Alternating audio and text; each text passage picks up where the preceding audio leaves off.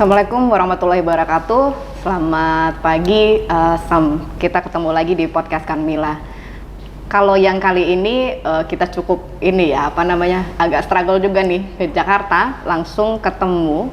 Kalau biasanya dengan anak muda, kalau ini dulunya pernah anak muda pada zamannya ya Bang. Langsung kita kenalkan Bang Erwin Aksa. Ya. Halo, gimana kabarnya nih Bang Erwin? Baik, Mbak Kamila. Yeah. Welcome to Jakarta. Welcome to the podcast of G24. Golkar 24 ya? Golkar 24, Golkar juga 24 hour. Iya. Selalu untuk masyarakat. Iya. Bang Erwin, cerita ini ya, memang podcast ini tadi saya sampaikan di awal, khususnya memang buat anak muda. Dari awalnya kita terus selalu, siapa sih entrepreneur muda Riau yang memang sukses lah, jadi bisa kasih sharing. Namun kita memberikan juga sedikit sharing kepada yang lain, artinya setelah tahap berikutnya itu begitu kita sudah posisi di 40, 50, artinya ada tahapan yang agak lebih lah daripada kita dulu masih penjajakan untuk berusaha gitu. Nah sekarang Bang Erwin itu kita tahu semua orang juga gampang lah kita browsing ataupun sudah kenal pasti Bang Erwin sebagai pengusaha gitu ya, seperti di Bosowa dan lain-lain. Nah ini Bang Erwin sebelum kita mulai lebih cerita agak lebih panjang, dulu waktu pengusaha ini tahap yang awalnya seperti apa sih sampai betul-betul memang apakah harus kita berada dulu dalam kondisi sebagai lingkungan yang kalau kita bilang lingkungan yang memang harus ada di jiwa pengusaha, atau memang anak-anak muda ini harus sekarang itu zamannya nggak ada lagi cerita kita sebagai pekerja dan lain-lain, memang harus memulai sebagai pengusaha gitu. Kalau memang kita yakin future kita itu kita yang mengendalikannya. Jadi gini, terima kasih ya. Pertanyaan bagus dan ini menarik menurut saya karena saya menjalani hidup saya. Pertama saya keluar dari rumah itu ke Bandung. Saya SMA di Bandung, tinggal kos-kosan. Terus kemudian seperti biasa layaknya anak kos-kosan ya, saya tentunya tidak mendapatkan kehidupan yang berlebihan juga. Sehingga setelah selesai SMA saya ke Amerika. Saya masuk ke sekolah yang dimana isinya adalah orang-orang working class di Pittsburgh University di Pennsylvania, di mana saya masuk ke College of Arts. Jadi College of Arts itu berbagai macam program di situ, multidimension lah. Mau sekolah filsafat, mau sekolah sosiologi, mau sekolah political science, mau sekolah ekonomi, mau sekolah religious study dan sebagainya. Sehingga boleh dibilang hampir semua program saya masuk karena ya tentunya saya ingin mengerti tentang multidimension itu tadi, persoalan-persoalan itu. Nah, tahun 97 saya kembali dari dari Amerika. Saya langsung disuruh memimpin pembangunan proyek pabrik semen waktu itu. Waktu itu ya menuju krisis ya, dari 2.500 kemudian going up to 16.000 dan ya struggle lah kita menghadapi bank yang begitu mahal dolarnya ya. Saya harus do restructuring, bangun pabrik. Akhirnya alhamdulillah mungkin pabrik yang tidak mangkrak selama krisis 98 lah pada saat itu. Nah, singkat cerita ya saya kemudian disuruh lagi memimpin klub sepak bola. Ya, alhamdulillah klub sepak bolanya masuk Senayan waktu itu, terus kemudian runner up 2 kali dan ya kemudian saya hand over to wali kota Makassar waktu itu. Tapi ya ada suka dukanya juga ya, memimpin bola itu, memimpin grassroots, memimpin pemain, memimpin tim dan sebagainya. Nah, ya singkat cerita ya saya ya tumbuh dan lahir sebagai working class. Sebagai working class. Nah, kita berbicara tentang entrepreneurs. Ya setiap kali saya ketemu anak-anak muda, saya bilang kalau umurnya 20 tahun ke bawah, 20 tahun ke bawah, saya bilang belajarlah yang baik di sekolah, saya bilang. Get your better education di sekolah. Sekolahlah yang baik. Nah, tentunya setelah lulus 20 sampai 30 tahun, biasanya saya bilang jangan pergi ke perusahaan besar, karena di perusahaan besar itu sudah ada sistem. Itu kalian masuk jadi robot di sana. Jadi belajar sama entrepreneur kecil, ya seperti ya pengusaha-pengusaha kopi, atau ya pengusaha-pengusaha yang bisa menginspire kalian gitu loh. 20 sampai 30. Nah, kemudian 30 40 itu ya kemudian cobalah. Kemudian keluar dan bangun usaha sendiri gitu. Nah, coba dan mudah-mudahan berhasil karena belajar dari orang yang ahli gitu ya. Nah, kemudian ya between 40 to 50 ya make it better. Be a spesialis dalam industri itu. Nah, tentunya setelah itu kita meranjak lagi ke umur 50, 60, ajarin lagi yang muda. Ajarin lagi itu yang umur 20 sampai 30. Kenapa? Supaya kita muda lagi gitu loh. Ya, balik muda lagi. Kita mau tahu lagi mereka belajar apa lagi itu di situ. Nah, begitu aja kerja kita.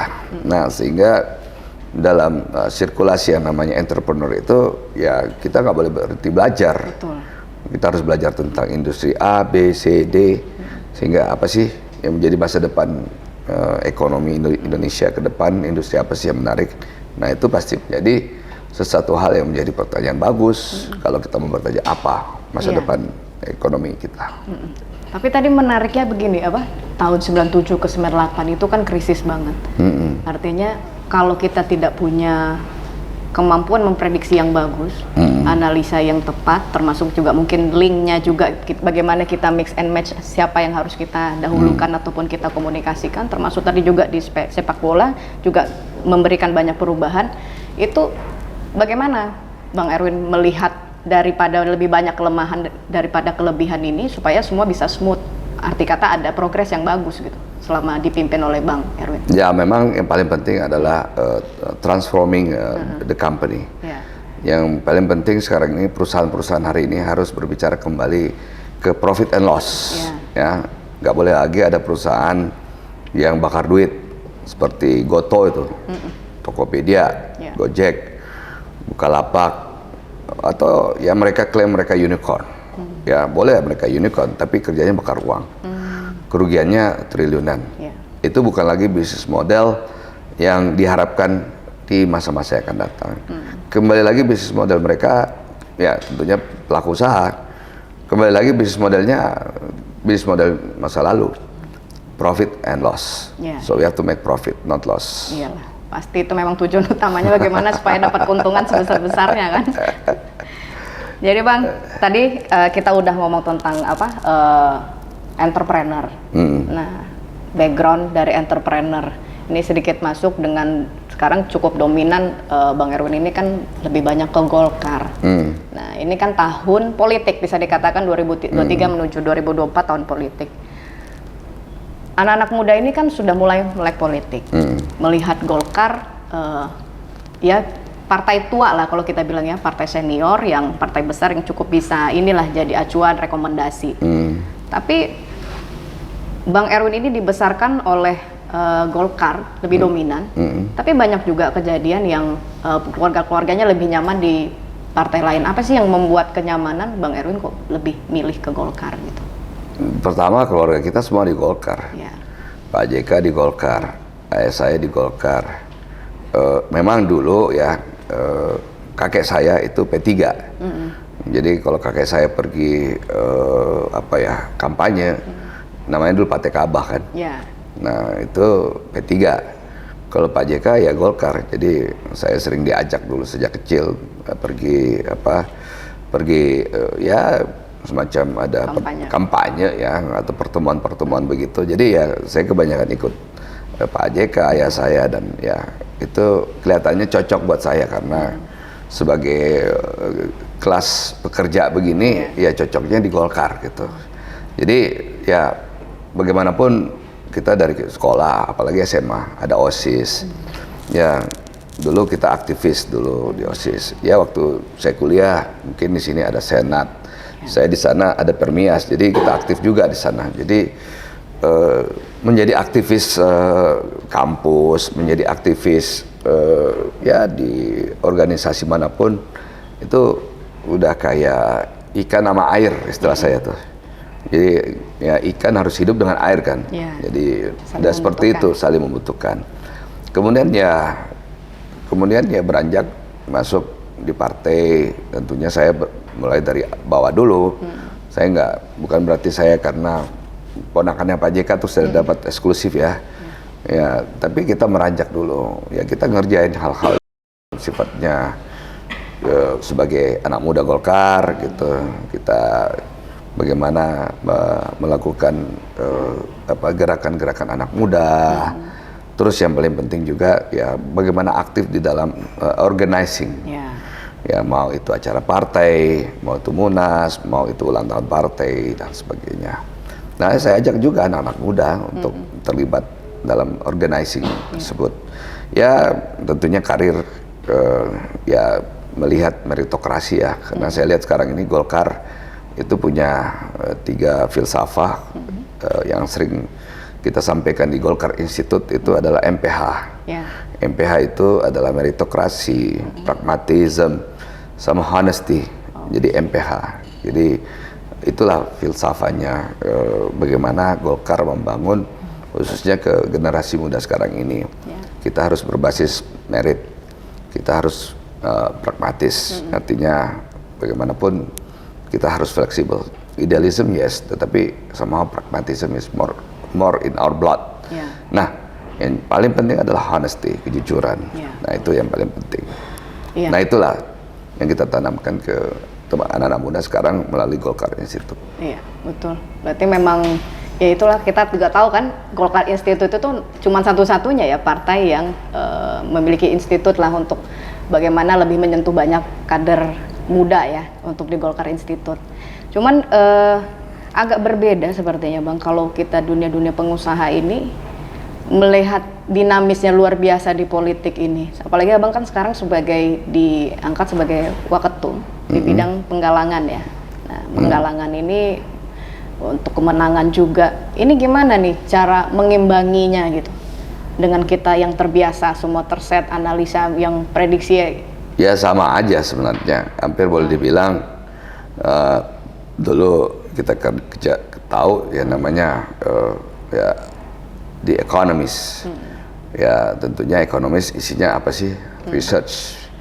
Ya political juga, political science kan.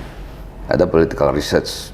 Jadi when we talk about politik atau kalau kita berbicara politik lah, ya kita berbicara penelitian dulu.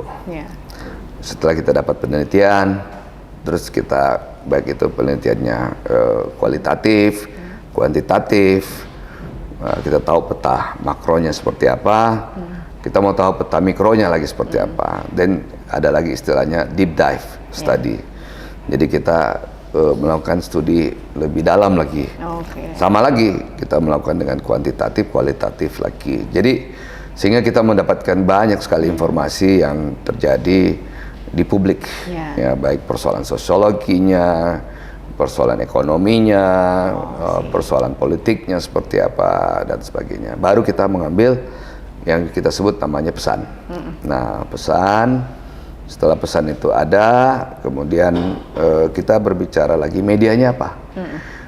Mau media sosial, podcast seperti ini, itu juga penting. Atau mau pasang baliho-baliho atau billboard.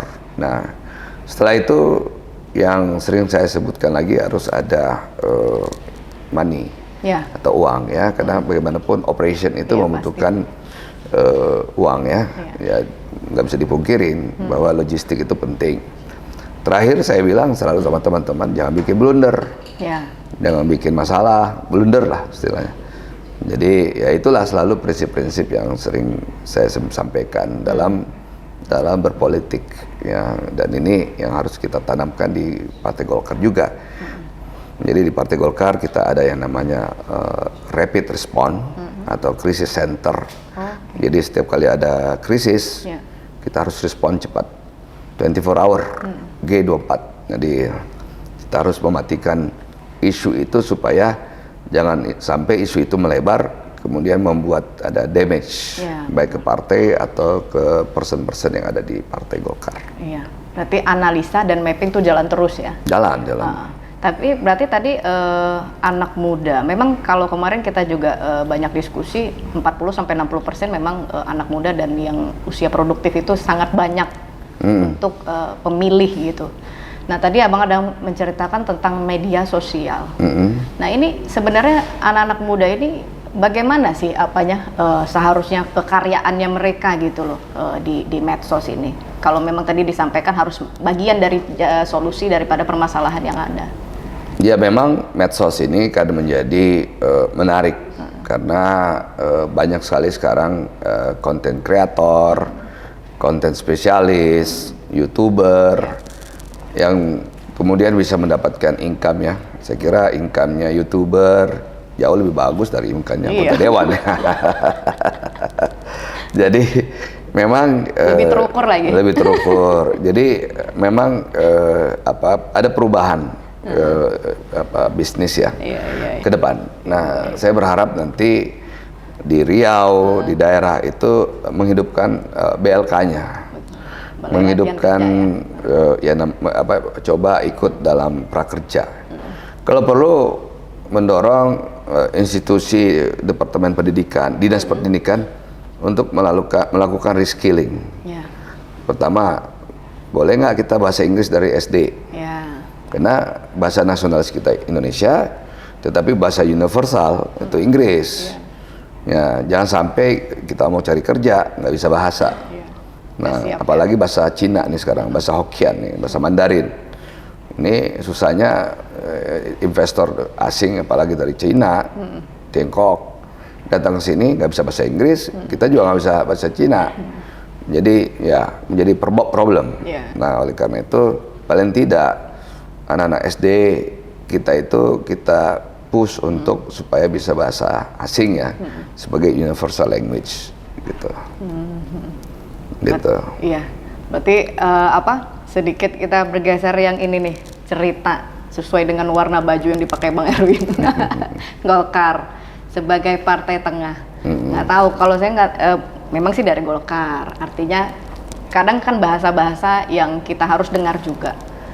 Kalau menempatkan diri sebagai partai tengah, artinya kalau tengah ini kan terkesan tunggu dulu nih apa perkembangan, seolah-olah seperti wait and see gitu. Nah wait and see ada beberapa partai yang berani mulai muncul, dia kasih keputusan seperti ini kelihatan. Beda dengan partai senior yang kita tahu partai Golkar ini banyak selalu ngambilnya di last minute. Ini sesuatu yang menguntungkan atau gimana menurut Bang Erwin ini? Ya, sebenarnya partai Golkar ini kan partai profesor ya, partai cendekiawan, partai doktor, partai master.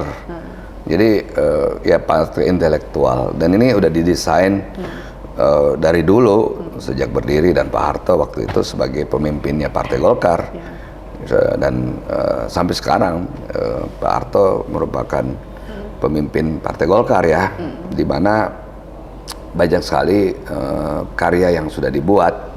Mau transmigrasi coba di Riau, dari mana coba? Iya betul, banyak yang berhasil. Ya, Puskesmas coba.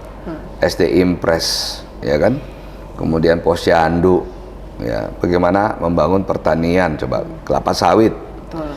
Terus kemudian Chevron atau sekarang ini di Pertamina, itu blok-blok minyak, itu hasil bagaimana Pak Harto membawa investasi asing ke Riau, sehingga Riau berkembang, penghasilannya banyak, lapangan pekerjaannya banyak dan sebagainya. Nah, saya kira itu bagian daripada keberhasilan Partai Golkar yang perlu diingat oleh masyarakat. Dan Partai Golkar ya isinya para intelektual yang bisa melakukan sesuatu atau membuat kebijakan publik yang baik. Karena kebijakan publik yang baik yang berpihak kepada masyarakat itu penting. Nah, makanya Partai Golkar itu membuat sekolah Golkar Institute, itu adalah sekolah kebijakan publik dan pemerintahan. Pertama, kenapa partai lain ada sekolahnya tentang kedisiplinan, ada yang sekolahnya tentang ideologi. Kalau kita kebijakan publik dan inklusif, kita tidak berbicara dia eksklusif partai, tetapi kita inklusif. Nah, partai tengah ini atau sentris ya, biasanya dikenal di beberapa negara dan ini sudah diterapkan di seluruh dunia. Beberapa menggunakan diksi politik baru, namanya sentris, ya. Atau di Inggris biasanya diksinya itu Terway, Anthony Giddens yang menulis itu. Nah, kalau di Amerika Charles Whelan itu yang menulis. Kenapa? The centrist ya tengah, ya karena terjadi polarisasi. Ya. Ada yang mengatakan left wing, ada yang mengatakan right wing, sehingga kita berharap semuanya bersatu. Itu bersatunya di tengah. Yang kedua adalah kita ingin berbicara tentang keadilan. Kita ingin berbicara tentang kesejahteraan. Kita ingin berbicara tentang reformasi dalam berbagai hal yang kita anggap belum cukup.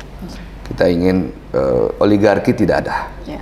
Apapun bentuk oligarki, termasuk oligarki kesehatan, oligarki di bidang mineral, minerba, dan sebagainya.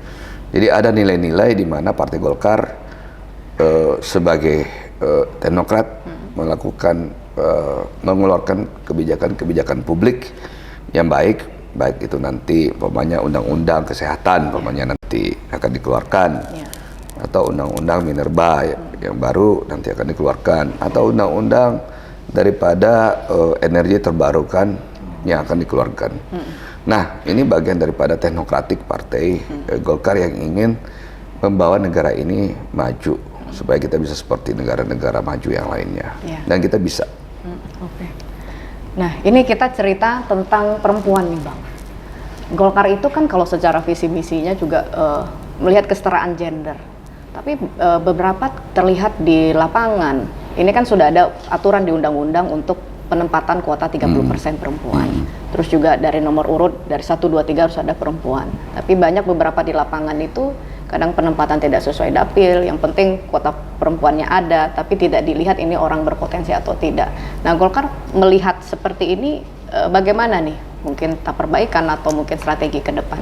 Ya, memang kita akan ada assessment ya. Ada KPI-nya, terus kita akan melihat dapil-dapil. Kita sudah melakukan riset deep dive di dapil, melakukan penelitian di setiap dapil. Apakah dapil itu kita membutuhkan let's say perempuan, karena di situ pemilihnya banyak perempuan, atau ternyata tokoh masyarakat di situ memiliki anak perempuan yang hebat, dan sebagainya. Itu kita punya penelitian tentang itu, sehingga kita menempatkan caleg-caleg kita itu di tempat yang benar, berdasarkan merit lagi, bukan berdasarkan karena anaknya si A, si B, si C, dan sebagainya. Ya karena punya potensi, punya kedekatan dengan masyarakat, dan punya legacy. Sudah pernah bangun A, B, C, D, sudah berkontribusi dengan sosial masyarakat di sana gitu. Jadi Partai Golkar sekarang memiliki pola yang melakukan asesmennya dengan baik. Dan kita punya digitalisasi juga sudah mulai terbaik, ya menurut saya. Canvassing kita udah menggunakan digital, kemudian juga training online kita udah jalan, sehingga semuanya bisa diakses oleh kader-kader Partai Golkar di seluruh Indonesia. Berarti kalau untuk strategi pemenangan ini, Abang sebagai Waketum nih, kira-kira apa sih yang belum tersampaikan gitu di Golkar ini? Ada beberapa strategi yang belum terjalankan?